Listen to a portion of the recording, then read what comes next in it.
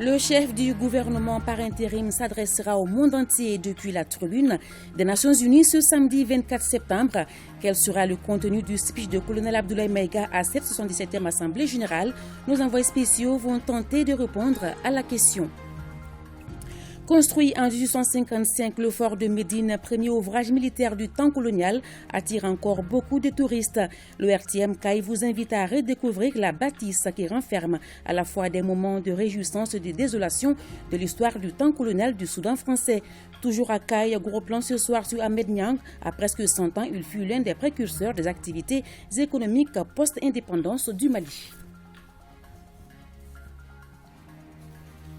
La vie du cinéaste Souleymane Cissé est retracée dans un documentaire, un hommage que sa fille lui rend dans un film de plus d'une heure. Quelques images de l'œuvre intitulée Bois ou Père en français vous seront présentées dans ce journal.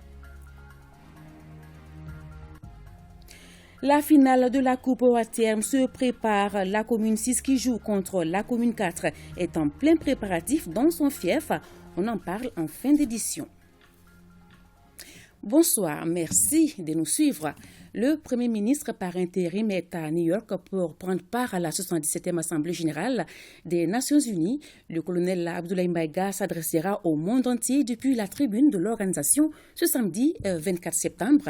Quel sera le contenu de son message et quel est le programme de son séjour? Nos envoyés spéciaux Mohamed Diarra et Aliou Touré nous donnent les réponses. New York, 117e session de l'Assemblée générale de l'ONU. Le Mali sera de nouveau l'attraction du monde cette année. À la tribune des Nations Unies, la voix du Mali résonnera haut et fort avec des messages clés. La parole du Mali sera portée par le Premier ministre par intérim présent à New York depuis ce vendredi. Le colonel Abdoulaye Maïga est à la tête d'une importante délégation. À la faveur de cette session, les autorités de la transition ne porteront pas de gants pour se faire entendre. L'intervention du chef de la délégation malienne se fera conformément aux orientations et principes édictés par le président de la transition, le colonel Assimi Goïta. Des principes clés qui s'articulent autour du respect de la souveraineté du Mali, du respect des choix stratégiques opérés par le Mali et la défense des intérêts vitaux du peuple malien. Pendant son séjour new-yorkais, le chef de gouvernement par intérim devrait avoir des échanges avec des responsables des Nations Unies afin de faire un tour d'horizon de la situation politico-sécuritaire du pays. L'occasion sera bonne aussi pour le colonel Abdoulaye Maïga d'édifier l'assistance sur les réformes profondes déjà opérées et celles en cours au Mali, notamment l'installation de l'équipe de rédaction de la nouvelle constitution, l'adoption de la nouvelle loi électorale qui prévoit la création de l'autorité indépendante de gestion des élections et j'en passe. Sur le plan sécuritaire, les forces armées maliennes sont dans une nouvelle posture offensive pour anéantir les terroristes. Une montée en puissance réalisée grâce à la diversification des partenaires du Mali, après le départ de la force Barkhane. Toutes choses qui ont permis le retour d'un nombre considérable de déplacés et réfugiés. On note aussi le retour progressif de l'administration sur l'ensemble du territoire national. En somme, le séjour new-yorkais doit servir d'occasion idéale pour le Premier ministre par intérim de plaider la cause du Mali auprès des représentants du monde entier. Cela afin que notre pays puisse renouer avec tous les partenaires du monde dans le strict respect de son honneur, de son indépendance et de sa souveraineté. Nous restons à New York avec cette information. Présent à New York depuis quelques jours, le ministre des Affaires étrangères et de la coopération internationale multiplie les rencontres bilatérales. Il a rencontré son homologue chinois Wang Yi. Abdoulaye Diop a également participé à la réunion du groupe des amis de l'initiative pour le développement mondial organisée par la Chine. Le chef de la diplomatie malienne s'est entretenu aussi avec son homologue de l'Égypte. Ils ont fait le point de la coopération bilatérale avec un accent sur la coopération en matière de sécurité et de lutte contre le terrorisme. Le ministre Diop a eu également des échanges avec le président sénégalais, président en exercice de l'Union africaine, et Omar Touraï, président de la commission de la CEDEAO. Autre rencontre, celle avec le secrétaire général adjoint aux affaires humanitaires de OCHA et celle avec Jean-Pierre Lacroix, chargé des opérations de maintien de la paix de l'ONU. Les échanges ont porté sur une meilleure coordination des activités au Mali. Vladimir Poutine réitère le soutien de son pays au Mali. Le président de la Fédération de Russie l'a dit à l'occasion de la présentation des lettres de créance du nouvel ambassadeur du Mali à Moscou. Il a évoqué l'entretien téléphonique qu'il a eu récemment avec le président de la transition. Le président Poutine s'est particulièrement félicité de la volonté affichée des autorités maliennes de renforcer le partenariat stratégique avec son pays. Je vous propose de l'écouter. Nous saluons la représentation diplomatique du Mali. Nous avons un partenariat de longue durée et nous espérons le renforcement de ces relations.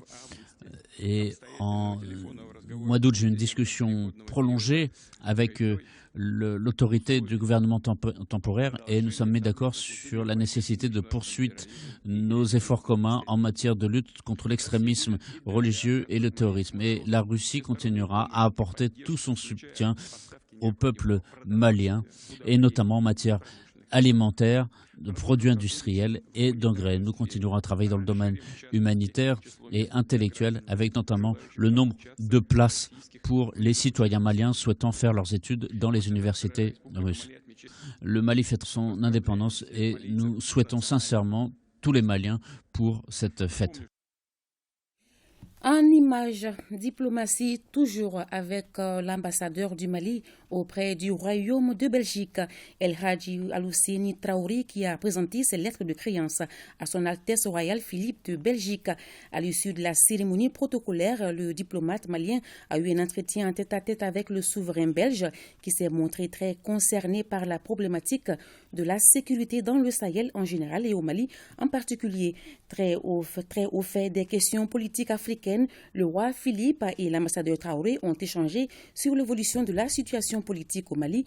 Il s'est particulièrement intéressé aux actions en cours initiées par les autorités de la transition pour le retour à une vie constitutionnelle normale. Et en image, signature à Rabat au Maroc d'un protocole d'accord sur la formation d'une nouvelle vague d'imams au Maroc. La partie malienne est composée du ministre des Affaires religieuses, du culte et des coutumes, Dr Mahamadou Koné, accompagné d'une forte délégation, et la partie marocaine par le ministre des Affaires islamiques, Ahmed Taoufik. Dans ce nouveau protocole, 300 imams sont concernés et seront répartis en groupes de 50 par an, de 60 par an. Le ministre Koné a dans son intervention salué le leadership du président de la transition, colonel Assimi Goïta, pour avoir enclenché ce nouveau processus. Il faut noter que dans les jours à venir, le ministère des Affaires étrangères organisera la présélection. 62e anniversaire de l'indépendance du Mali. La date du 22 septembre a été célébrée partout sur le territoire, à Badiangara, Sambougouni, Tombouctou. Les festivités ont été des moments de retrouvailles et de partage. Suivons. C'est par le dépôt de gerbes de fleurs que le chef de l'exécutif régional a donné le ton pour la célébration du 62e anniversaire. Dans la ferveur totale, les populations de Tombouctou sont sorties célébrer la fête anniversaire de l'indépendance du Mali. L'adresse du chef de l'exécutif régional était axée sur les réalisations de la transition dans la région, les projets en cours et l'appel du gouverneur aux forces vives pour relever le défi de la sécurité et du développement.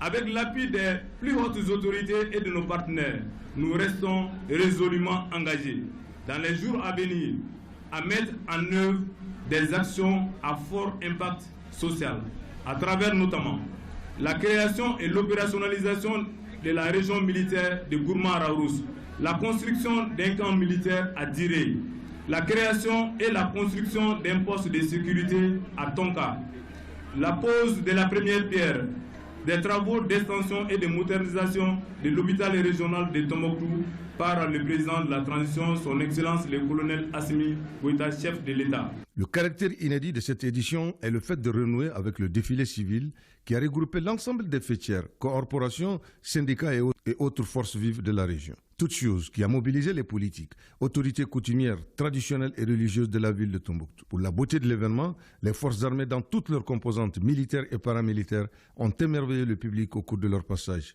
au pas cadencé, rythmé par la fanfare nationale. Le renforcement des capacités opérationnelles des forces de défense et de sécurité pour un retour de l'administration et des services sociaux de base. L'intensification des patrouilles FAMA à travers toute la région l'opérationnalisation des commissariats de police du 2e arrondissement de Tombouctou. Le commissariat de Goundam a été opérationnalisé ainsi que celui de Niafounké depuis un certain temps. La création des centres de secours, la protection civile de Goundam, de Niafounké, de Tiré et de Bambara Maoudé. Cette mobilisation des populations se justifie par leur attachement à la souveraineté nationale et internationale retrouvée. La commémoration du 22 septembre 2022 a été fêtée par la population, en leur tête le général de brigade de Keba Sangaré, gouverneur de la région de Bougouni. Comme à l'accoutumée, il a salué le drapeau et procédé à la revue des troupes avant de saluer la population sortie pour montrer à la face du monde l'union sacrée autour de nos plus hautes autorités. Nous fêtons aujourd'hui le 62e anniversaire de l'indépendance de notre beau pays, le Mali, qui a été reconnu en tant que nation libre et indépendante le 22 septembre 1960. La commémoration de l'accession de notre pays à la souveraineté nationale et internationale réveille à chaque Malien la fibre patriotique qui a animé nos pères de l'indépendance. L'occasion est opportune pour rendre hommage au président Modibo Keïta. Ce 62e anniversaire est un moment de souvenir et de recueillement à l'endroit des braves citoyens qui ont sacrifié leur vie pour que notre pays soit libre et indépendant. L'occasion était bonne pour le chef de l'exécutif régional de rappeler les réalisations des infrastructures en cours et beaucoup d'autres en perspective dans la région de Bougouni. Notre région se construit petit à petit, malgré le contexte économique difficile du pays. Nos projets de construction du gouvernement et de la brigade de gendarmerie, ainsi que les vestibules de la chefferie, avancent à hauteur de souhait. Nos actions de développement vont continuer en 2023. Nous aurons ainsi à lancer la construction d'au moins une compagnie d'infanterie mécanisée pour abriter le 92e régiment d'infanterie mécanisée de Bougouni. La construction d'un camp de force spéciale à Bana. La construction d'une maison de jeunes à Bougouni d'une valeur initiale de 100 millions. La construction de la route Bougouni, Garalo, Manankoro, frontière ivoirienne. Et la construction de la route Moutougoula, Zantchabougou. Nos vœux ardents sera l'inauguration du vestibule de la chefferie de Bougouni le 11 novembre 2022 sous la haute présence de son Excellence le colonel Assimi Goïta, président de la transition. Un défilé militaire et civil a mis fin à cette journée de fête d'indépendance dans la région de Bougouni.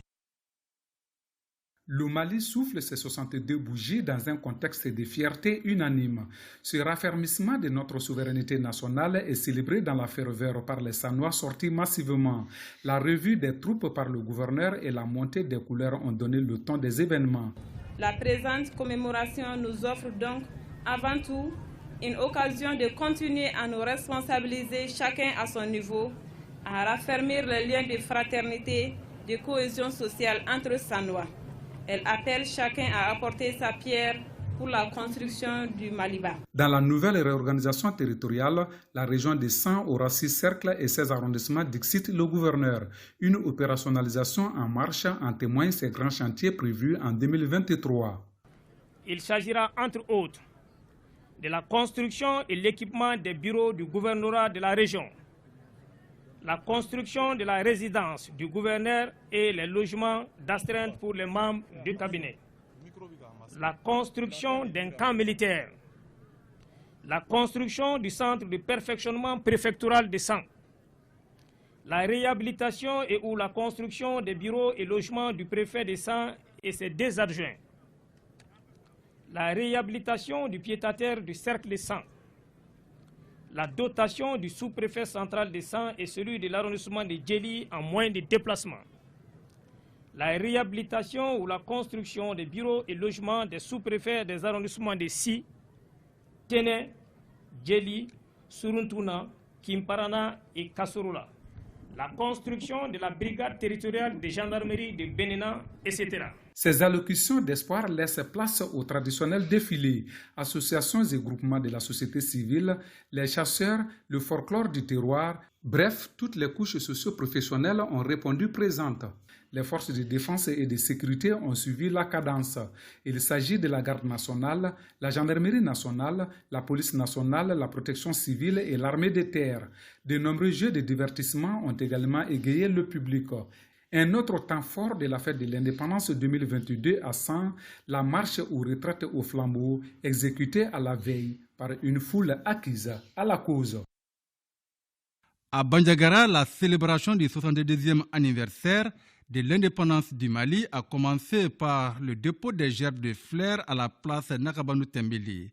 Suivi des défilés civils et militaires, le défilé civil a été marqué par les passages des organisations socio-professionnelles, les pratiquants d'arts martiaux, les jeunes et les femmes, les troupes artistiques et culturelles Dogon et Peul, chez les Fama, les paramilitaires et militaires ont magnifié cette fête sur la place Nakabanou Tembeli de Bandiagara au rythme de la fanfare. Ces groupes armés terroristes ont été la cause de tous les sévices dégradants, les crimes organisés et le déchirement du tissu social et administratif. Vous conviendrez donc avec moi que le péril et les défis à relever étaient immenses pour une région qui venait juste de décoller. C'est pourquoi depuis le déclenchement de la crise, les plus hautes autorités du pays n'ont ménagé aucun effort en vue de rétablissement de l'ordre public et la garantie de l'intégrité du territoire national. Le gouverneur de Bandiagara a aussi rappelé les progrès réalisés dans le domaine de la réconciliation. L'organisation de plusieurs missions et la conduite nombreuse des activités de réconciliation dont aujourd'hui, où Peul et Dogon, toutes les communautés confondues, ont dansé ensemble au rythme du terroir. La gestion des personnels déplacés, l'appui et l'assistance humanitaire aux populations fortement affectées par la crise, la construction du gouvernorat et les résidences des autorités, le retour de l'administration ainsi que les services sociaux de base. À la veille du 22 septembre, une retraite au flambeau a été organisée à Bandiagara pour la culture du patriotisme.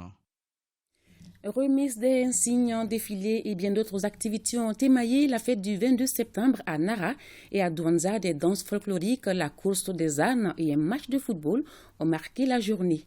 Regardez. La population de la région de Nara n'est pas restée en marge de la célébration de la fête de l'indépendance de notre pays. Occasion pour le gouverneur de la région de Nara de rassurer la population qui traverse aussi un contexte sécuritaire difficile.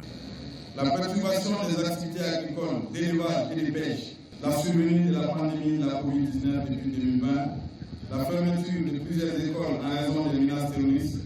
Cependant, il est réconfortant de constater que malgré les contextes particulièrement difficiles, les autorités administratives de Nara, les élus, les forces de défense et de sécurité, les agents des différents services et organismes publics de l'État et les collectivités territoriales, le secteur privé, la population et les partenaires de développement ne ménagent aucun effort pour apporter des solutions idoines aux différentes préoccupations des populations. Qu'ils en soient vivement félicités.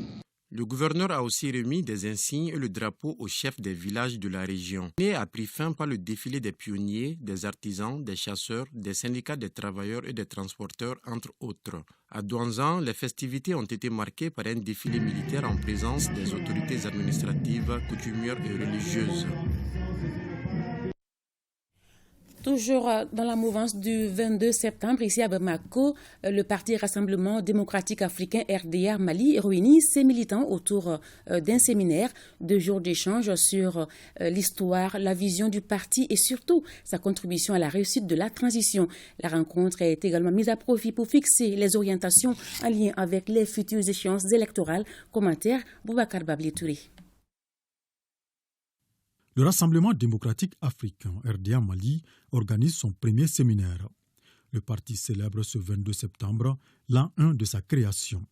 6 jeunes mais riches en expérience pour être nés de la fusion des partis PIDS, UMRDA, UMP et RMC Mali-Croix. Le premier aurait eu 21 ans cette année. Le RDA Mali n'oublie donc pas ses origines. Camarades, grande famille unie, nous nous sommes voulus. Grande famille unie, nous serons par la grâce de Dieu pour que Modou Konaté, Modibo Keïta, Vissa Diarra, Mahaman Alassane Aïdara et Jean-Marie Koné les figures emblématiques de l'Union soudanaise RDA et leurs illustres compagnons reposent enfin.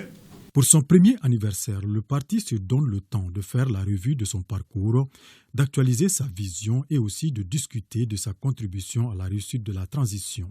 La direction du parti a estimé nécessaire d'aller à une rencontre d'échange, de compréhension et de mise à niveau entre camarades n'ayant pas eu le même parcours pendant les 20 dernières années, d'où l'idée de ce présent séminaire. L'objectif visé est l'élaboration d'un document stratégique qui définit la ligne politique et idéologique du parti, fixe les positions sur les grandes questions nationales et par rapport aux enjeux des échéances électorales de la fin de la transition. 3 thématiques seront débattues au cours de ce séminaire. La première, qui porte sur le parti, sera l'occasion pour déterminer la ligne du parti. La deuxième thématique porte précisément sur les élections. La troisième thématique porte sur les réformes politiques institutionnelles. La rencontre se fera sur 2 jours de travaux, à l'issue desquels des recommandations seront dressées pour les futures actions du RDA Mali. Il y a souvent des hommes qui s'identifient à leur localité ou vice-versa. Le presque centenaire Ahmed Niang de Kaï en fait partie, l'un des précurseurs des activités économiques post-indépendance du Mali. Il a réalisé d'énormes œuvres à caractère humanitaire à travers sa région et surtout la ville de Kaï. Rien ne le prédestinait pourtant à une telle surface financière.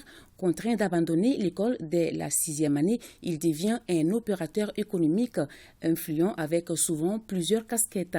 Sori Ibrahim Keïta jette un clin d'œil sur cet homme de mérite à la faveur des 62 ans du Mali indépendant. Un self-made man qui s'appelle Ami Niang. Il a fait ses fortunes grâce à l'immigration qu'il ne conseille cependant pas actuellement. Réalité du moment oblige. Des fortunes dont personne ne connaît aujourd'hui le chiffre d'affaires, excepté lui-même qui n'en souffle pas mot. Pourtant, sa richesse crève l'œil, suffisamment illustrée par sa magnanimité dont parle tout Kaï et tous ces malheureux difformes ou simples passagers besogneux rencontrés ici et là. Ami Niang, c'est le démenti personnifié de la théorie des pingres selon laquelle l'argent n'aime pas le bruit, car pour lui, donner n'appauvrit jamais le bienfaiteur, au contraire. Moi, mon père n'avait même pas un franc pour que j'aille à l'école. Fils unique de son père et de sa mère, il commence ses études en 1936 à l'école de Kasso à Kaï, qu'il abandonnera 6 ans plus tard contre sa volonté au moment, pourtant où il compte parmi les têtes bien faites de la classe. On m'a fait sortir là pendant que j'étais le 6e de ma classe, à la fermeture des classes. Je suis sorti comme 6e, mais à la rentrée de classe, on m'a dit que je ne peux pas continuer. Je ne sais pas pourquoi. Qu'à cela ne tienne, le sort se chargera de son destin. Alors s'ouvre à lui le chemin de l'aventure, destination ex-Zaïre, actuel Congo démocratique, dans les mines de diamants. En 1973, j'ai été au Congo-Zaïre. J'ai été jusqu'à dans les mines de diamants du Congo-Zaïre à Bakonga, dans les Bougimaï. Je suis resté jusqu'en 1963. Et en 1963, je suis revenu au Mali. Il n'y avait pas de désagrément au Mali. J'étais le seul commerçant à Kaï. J'ai acheté des marchandises soit à Dakar, soit à Abidjan, soit au Ghana.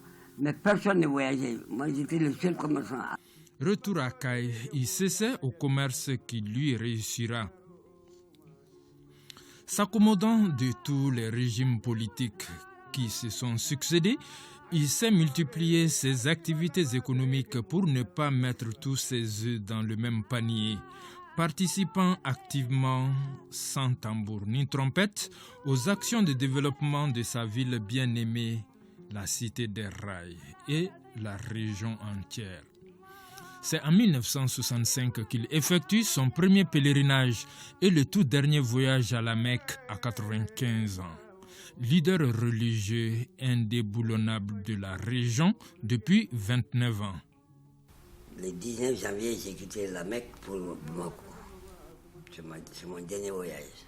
Quand moi j'ai des problèmes, si j'ai prié Dieu et il a accepté, j'ai toujours rendu la monnaie d'aller à la Mecque. Parce que j'ai commencé à aller à la Mecque en 1965. Vous avez fait combien de tours déjà? Je ne peux pas le savoir. Des contrées du Caille, s'ils ont un problème d'eau, on crée des fourrages, on donne. Il n'y a aucune annotation dedans. Il n'y a pas de don à Ménian, il n'y a pas de fondation à Ménian.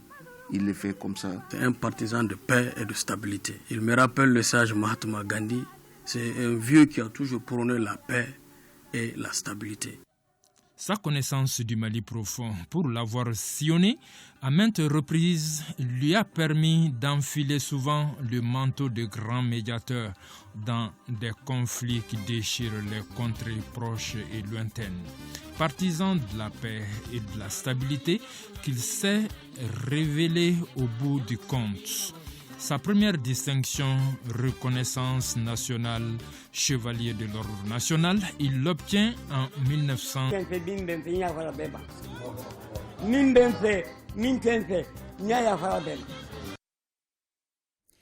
Nous restons à Caille, ou précisément dans la commune rurale de Hawa Dembaya, pour vous faire découvrir ou redécouvrir le fort de Médine, ce premier ouvrage militaire du temps colonial qui attire encore beaucoup de touristes, a été construit par les Français en 1855.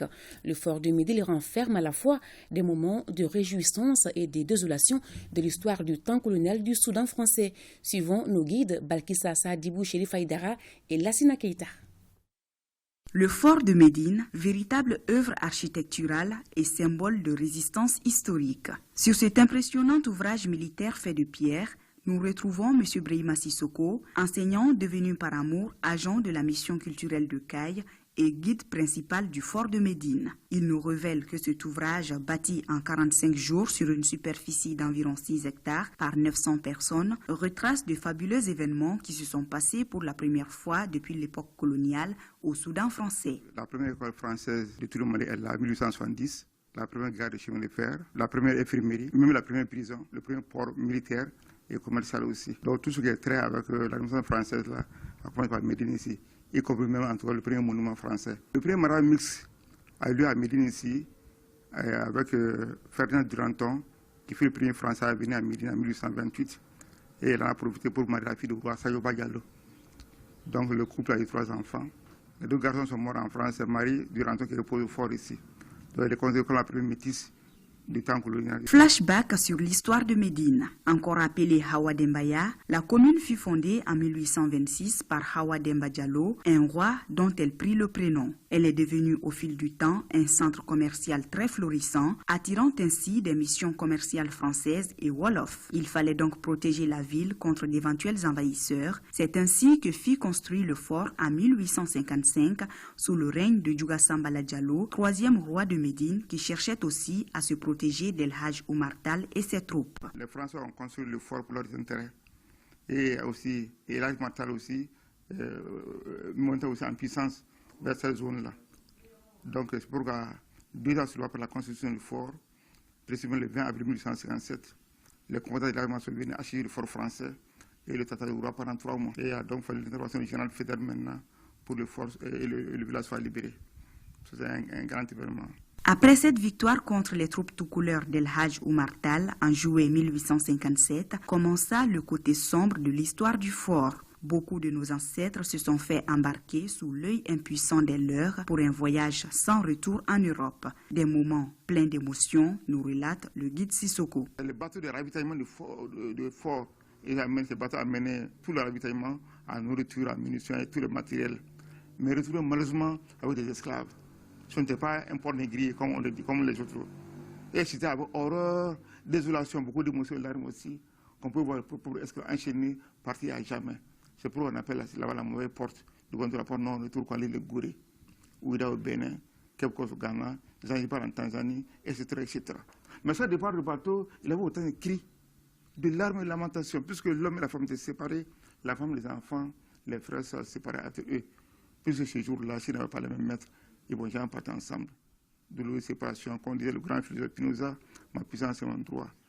C'est une autre époque. Devenu aujourd'hui un lieu d'attraction touristique, le fort de Médine constitue de nos jours une fierté pour les natifs de la commune. Sans le fort, Médine n'existerait pas. Et sans Médine également, le fort n'existerait pas. Le fort représente tout dans ma vie. Tous les enfants de Médine, en tout cas, savent ce que c'est que le fort. Et c'est pourquoi d'ailleurs, vous allez remarquer que chaque fois qu'il y a des visiteurs, vous trouvez toujours des enfants à côté des guides pour faire le tour. Donc ces enfants-là, depuis au bas âge, apprennent l'histoire de Médine. Ils savent ce que ça représente. Il convient donc de préserver ce pan de l'histoire coloniale de notre chère patrie. Et c'est là qu'intervient la mission culturelle. Depuis la fin de la restauration, il y a eu la mise en place d'un plan de gestion et de conservation. Nous sommes là dans le cadre de la coordination, surtout la surveillance de l'état de conservation du site. Nous avons besoin de personnel pour mieux gérer et mieux animer autour de ces sites-là. Le fort de Médine, selon le guide Sissoko, a également servi de cachette pour les Français pendant la Deuxième Guerre mondiale. Ils y auraient stocké une importante quantité d'or. Beaucoup d'autres événements s'y sont passés, difficile aujourd'hui de les matérialiser tous, le colon français ayant presque tout emporté. Il ne reste plus que les quelques vieux canons et mitrailleurs, ainsi que les morceaux d'objets ramassés par le vieux Sissoko, sans oublier le grand baobab, seul témoin oculaire vivant, vieux de plus de 3 siècles, qui aura tout vu et tout entendu, mais qui malheureusement reste muet. Dans le cadre de la célébration de la Semaine nationale de la réconciliation, l'ambassade du Mali au Nigeria, en collaboration avec la communauté malienne vivant dans ce pays, a organisé une séance de lecture de Coran et un match de football. À travers ces activités, nos compatriotes établis au Nigeria entendent participer à toute initiative allant dans le sens du développement et de la paix au Mali. Amadou Sankari. C'est autour du Saint-Coran que le personnel de l'ambassade et les membres de la communauté malienne vivant à Abuja se sont retrouvés pour des prières et bénédictions pour la paix et la réconciliation au Mali. Au cours de cette cérémonie religieuse, les imams ont imploré Allah pour qu'il donne aux autorités maliennes la force et la santé pour mener à bien leur mission de développement et de stabilisation du pays. Une occasion pour l'ambassade du Mali de rappeler les nombreux défis du moment. Semaine nationale de la réconciliation, initiée par les plus hautes autorités de notre pays, placée sous le thème « Faisons de la diversité un atout pour la cohésion sociale au Mali », est une occasion pour tous les Maliens de l'intérieur et de la diaspora de se donner la main pour magnifier le vivre ensemble et la paix et la cohésion sociale. Notre pays, qui jadis était un pays de paix et de tolérance, a connu ces derniers temps des conflits intracommunautaires, attisés par les terroristes qui n'ont qu'un seul objectif, déchirer le tissu social. La Semaine nationale de la réconciliation vise à assurer un meilleur ancrage des valeurs de réconciliation et de vivre ensemble, à travers notamment des activités éducatives, socio-culturelles, artistiques et sportives. Toujours dans le cadre de la célébration de cette première édition de la Semaine nationale de la réconciliation, un match de football a mis aux prises l'équipe de l'ambassade à celle de la communauté malienne vivant au Nigeria. Score 1-0 en faveur de l'ambassade du Mali. Au finish, c'est le Mali qui aura gagné car c'était le but de la réconciliation. Le ministre de l'Environnement, de l'Assainissement et du Développement durable, en compagnie des services techniques, s'est rendu hier après-midi sur le site de dépôt de transit des ordures de Médina-Koura. Objectif de cette visite, localiser d'autres endroits pouvant faire office de dépôt de transit des ordures en urgence. Dans cette perspective immédiate, un site sur le flanc de la colline semble être un endroit idéal pour remplacer celui de Médina-Koura. Adama Traoré. Le ministre de l'Environnement, de l'Assainissement et du Développement durable était sur le site de l'ancien dépôt de transit des ordures de Médina-Koura. Autrefois, ce lieu était source de mauvaises odeurs et de maladies. Depuis quelques jours, il est devenu propre. C'est là grâce à la détermination et aux efforts de l'association. Ici, c'est Médina-Koura. Toutes les personnes qui, de près ou de loin, qui se sont mis avec la population comme un seul homme pour trouver une solution à ce problème crucial qui nous a fatigués pendant très longtemps. C'était un dépôt de transit, mais en réalité, c'était devenu un dépôt final. Et le dépôt final de tous les districts de Bamako. Nous avons visité l'ancien site, je dis bien l'ancien, parce que j'espère que ça va être ancien site du dépôt de Médina Croix. Alors donc nous venons comme par hasard, ou bien une chance extraordinaire de tomber sur un site, en espérant que ce site va nous appartenir pour que plus jamais, cette histoire de dépôt n'emmerde plus personne. Cette visite du ministre en charge de l'environnement a été l'occasion d'échanger avec la jeunesse pour trouver d'autres issues à cette problématique des dépôts des ordures. Au cours des échanges, d'autres propositions de sites ont été envisagées. Aujourd'hui, nous sommes tombés sur un site de la brigade anticriminelle qui pourrait être la solution sous réserve de l'accord des services de sécurité en attendant que les dispositions idoines soient trouvées pour créer un centre d'enfouissement des déchets définitif. La visite de la délégation ministérielle s'est achevée sur une note d'espoir, envie de trouver une solution idoine à ces problèmes. Le gouverneur de la région de Koulikoro, le colonel Lamine Kapori Sanogo, s'est rendu à Tourela pour visiter le nouveau pont de Dalo après celui de Kolokani. Le point avec Jules Sambou Sissoko. Du neuf en béton et praticable en toute saison, sans aucune entrave. C'est le nouveau pont de lien de Dalo pour permettre de désenclaver la commune de Sanankuruba et Djalakuruba dans les contrées de Solom et Mandé. L'infrastructure a été visitée par le gouverneur de la région de Koulikoro, le colonel Lamine Kapori Sanogo, avant la réception définitive. Le coût global de réalisation est estimé à plus de 106 millions de francs CFA. Conformément à la vision politique des plus hautes autorités de la transition, qui est de faire en sorte que le désenclavement intérieur du pays soit une réalité. Et c'est évidemment dans cette logique qui a été programmé et financé sur le budget spécial d'investissement 2021, ce pont Dalo que vous voyez tout juste derrière moi. Ce pont est là pour desservir 27 villages répartis entre les communes de Sanankuruba et de Djalakuruba. Il appartient aux populations d'en faire bon usage. Au cours d'une cérémonie grandiose dans la localité de Tourela, les populations bénéficiaires qui s'estiment heureuses ont exprimé leur reconnaissance aux autorités de la transition sous le leadership du président, le colonel Assimi Goïta, pour leur engagement à relever les défis de développement. Suite à la construction du pont, les populations ont également sollicité le gouverneur pour la réalisation de la route principale. Le chef de l'exécutif régional, le colonel Lamine Kapori Sanogo, dit avoir pris bonne note. Parlons cinéma, hommage d'une fille à son père. Bois ou encore Père en français est un documentaire qui retrace la vie de Souleymane Cissé depuis son enfance. Le film réalisé par sa fille Fatou Cissé relate des témoignages de ses amis, de sa famille et ses proches collaborateurs. L'avant-première du film d'une durée d'1h10, c'était hier soir à l'ex-Babemba en présence de plusieurs membres du gouvernement. Alpha Mega. Nous sommes au ciné magique Babemba 6 à Wolfbougou en commune 3 du district de Bamako. À l'écran ce soir, une fille rend hommage à son père. Qu'est-ce qui a motivé à penser à un père? Simplement par rapport à son travail qu'il a dû faire durant toute sa carrière. Ça m'a pris une année. En voyant les difficultés que son père traverse depuis ses débuts jusqu'à ce jour, la réalisatrice a voulu, dans un documentaire, retracer la vie de Souleymane Cissé afin de mettre en lumière sa personnalité de réalisateur. Alors, sur quel signe vous placez cette 7e édition?